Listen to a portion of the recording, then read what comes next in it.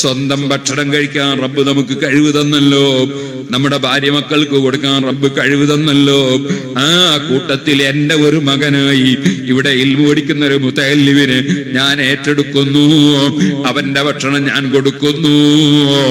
ആ മുതഅല്ലിമ് അതാ വളർന്ന് വലുതായി വലിയ ഒരു ആലിമായാൽ ആ ആലിമു മുഖേന ചിലപ്പോൾ 10,000 ആളുകൾക്ക് ഭക്ഷണം കിട്ടും.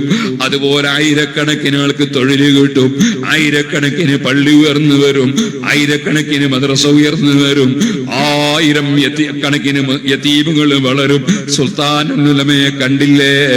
അങ്ങനെ അല്ലാഹു തആല ഭാഗ്യം കൊടുക്കുന്ന ഒരു മുതഅല്ലിമായി കിട്ടിയാൽ എനിക്കത് പോരെ. ഇനി അഥവാ അങ്ങനെയൊന്നും ആയില്ലെങ്കിൽ തന്നെ അങ്ങനെ ആകണമെന്ന നിയ്യത്തോടെയാ ഞാൻ കൊടുക്കുന്നത് എന്നത് എന്റെ റബ്ബ്